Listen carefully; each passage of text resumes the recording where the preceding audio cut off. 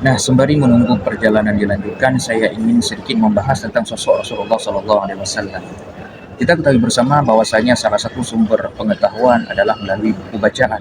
Kita dapat mencerap berbagai banyak wawasan karena kita bisa membaca. Nah, kita juga mengetahui bahwasanya seseorang, sikapnya ataupun pribadi seseorang itu sangat-sangat erat dipengaruhi oleh tiga faktor. Yang pertama, faktor orang tua yang mendidiknya, yang kedua faktor lingkungan, dan yang ketiga adalah faktor buku bacaan. Nah, yang hebatnya pada diri Rasulullah tidak memiliki satupun di antara faktor-faktor tersebut. Rasulullah SAW tidak memiliki orang tua yang mendidiknya karena orang tuanya meninggal ketika beliau masih kecil. Bahkan ayahnya meninggal ketika beliau masih berada di dalam kandungan dan ibunya meninggal ketika usia beliau masih sangat-sangat belia. Kemudian, lingkungan beliau juga sangat rusak, bahkan dinamakan dengan jahiliyah. Dan yang ketiga, beliau merupakan seorang yang disebut dengan ummi. Ummi ini adalah orang yang tidak bisa baca tulis.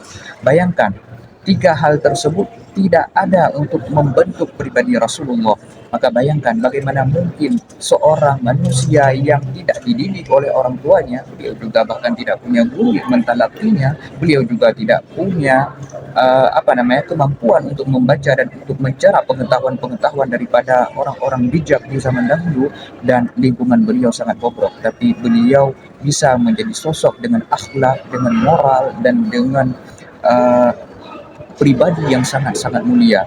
Bayangkan, beliau ini diibaratkan seperti teratai yang mekar indah di antara kubangan lumpur. Jadi lingkungan beliau tidak mampu merusak beliau, bahkan beliau mampu memperbaiki lingkungan beliau yang rusak.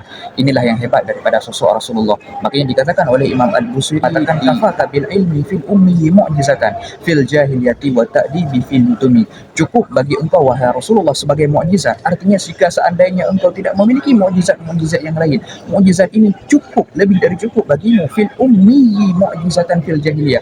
Engkau mengetahui begitu banyak hal, engkau memiliki pengetahuan yang sangat-sangat luas padahal engkau tidak bisa baca tulis dan engkau hidup di lingkungan jahiliyah. Wa ta'dibi fil yutumi, dan engkau menjadi seorang yang berakhlak sangat mulia fil yutumi, dan tidak ada orang tua yang mendidikmu, artinya engkau yatim piatu.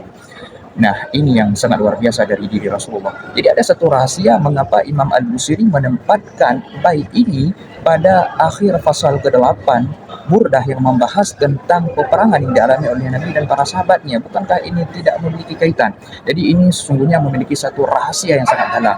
Jadi Imam Al-Busiri ingin menegaskan bahwasanya Islam ini tidak disebarkan dengan pedang, darah, dan perang, sebagaimana yang diklaim oleh banyak orang di barat sana. Jadi Imam Al-Busiri ingin menegaskan bahwasanya Islam ini tersebar luas ke seluruh dunia. Yang pertama karena sirah nabawiyah, karena orang-orang melihat begitu luar biasanya akhlak Rasulullah dan tidak mungkin beliau adalah seorang penipu. Dan yang kedua karena mukjizat Al-Quran, yang mana mukjizat Al-Quran ini juga bisa direpresentasikan melalui diri beliau.